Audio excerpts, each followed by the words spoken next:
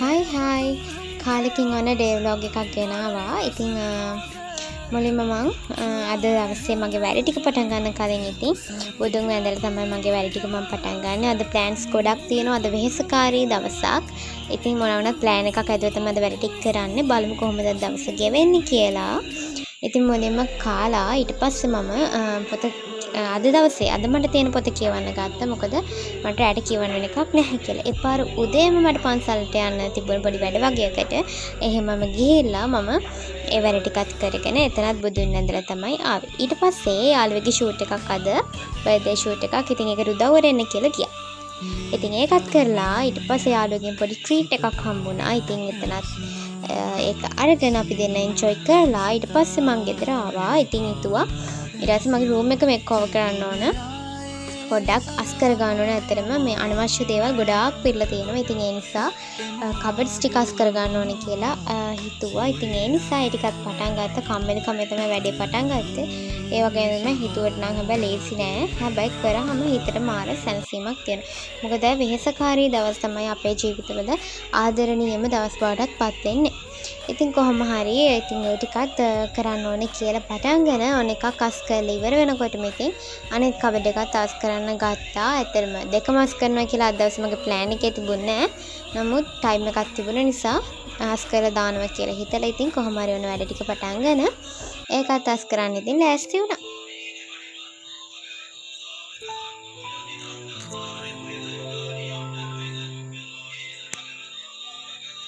ඔය අතරේ ඉතින් මම පොඩි ගස්සෙකුත් දාලා ලන්ච් එකත් අරගෙන තමයි ඔය ටික හදන්න නම් ආවේ. ඒ ටික මං වීඩියෝ ක්ලිප්ස් කරේ නැහැ. ඒක කැප්චර් කරගත්තා නැහැ. මොකද බ්ලොග් එක තව දිග වෙනවා. මොකද එතකොට ඔයාලටත් එපා වෙනවා සහ මටත් එපා වෙනවා. මොකද වොයිස් කරන මමකට කම්මැලි. ඉතින් කොහොම හරි ඔන්න ඔය විදිහට තමයි මගේ එක කබඩ් එකක අවුට්පුට් එක උනේ. ඔය විදිහට තමයි අස් කරගත්තේ. අර යට ඒරියා එකේ නම් තියෙන අපි වැඩි යූස් කරන්නේ නැති ඔය ට්‍රිප්ස් වගේ දේවල් වලට යද්දි පාවිච්චි කරන මේ දේවල් ටික තමයි ඒ යට තියෙන්නේ. ඒකයි අර ඔයාලට එච්චර එක නීට් එකක් නැතුව පේන්නේ. අනිත් ටික විතරයි අනිත් ඒරියාස් විතරයි පාවිච්චි වෙන්නේ. මේ තියෙන අනිත් මගේ කබඩ් එක. ඉතින් ඕකේ නම් රෙඩ් ලොට් එකයි. ඉතින් කොච්චර නැවුවත් වැඩක් නැහැ. ඉතින් මේක නම් අපේ අම්මගේ ජාතික අල්මාරියෝක. එයා මන් දන්නේ අවුරුදු 35කටත් වැඩි.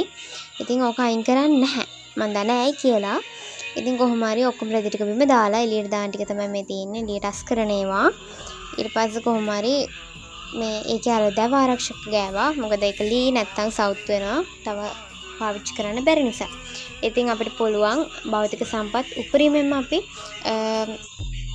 භාවිත කරන්න පුළුවන් තාක්කල් පාවිච්චි කරන්න ඕනේ. භෞතික සම්පත් හරි අර පිග්මැස්මෙන් ඒ වගේම රිසයිකලින් කියන දේ පාවිච්චි කරන්න ඕනේ. ඉතින් කොහොම හරි ටික ක්ලීන් කරලා ඊට පස්සේ ඔය අතරේ මම තා පුංචි වැඩ ටිකක් තිබුණා. ඒ ටිකත් කරගත්තා. කරලා ඊට පස්සේ ඔය විදිහට පත්තර දැම්ම නැත්තම් දව ආරක්ෂක වෙලා තියෙන ඒත් රැඳුම් වල හොඳන් දිගේ ගෑවේ කියලා බාට කොහොමද මම පතරක් දාලා ඊළඟට කරේ මගේ ඇඳුම් ටික ඕකේ දාගත්තු එක.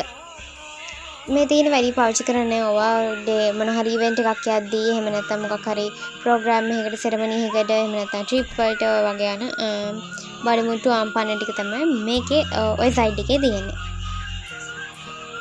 හොස්පිටැලිටි දේවල් ටික ඒ දේවල් තමයි ඔය සයිඩ් එකේ තියෙන්නේ. ඉතින් අපි බලමු අවුට්පුට් එක මගේ කොහොම වෙයිද කියලා. ඊළඟට අනිත් සයිඩ් එකේ තියෙන්නේ මේ තියෙන අපි පැක් කරගත්තු අනිත් මගේ ඇඳුම් ටික. ඕකේ එක සෙක්ස් තියෙන්නේ.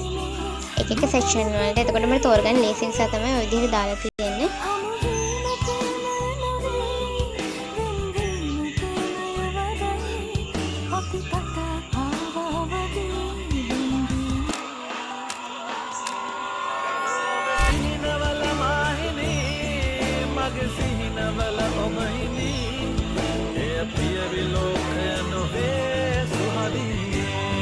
ඒ අතරමට පන්සලෙන් අප කෝල් එකක් ඇවිල්ලා යන්න ඕන. ඉතින් 2024 වල මම දහම් පාසල් එක්සැමිනේෂන් එක ලාස්ට් එක්සැමිනේෂන් එක කරා.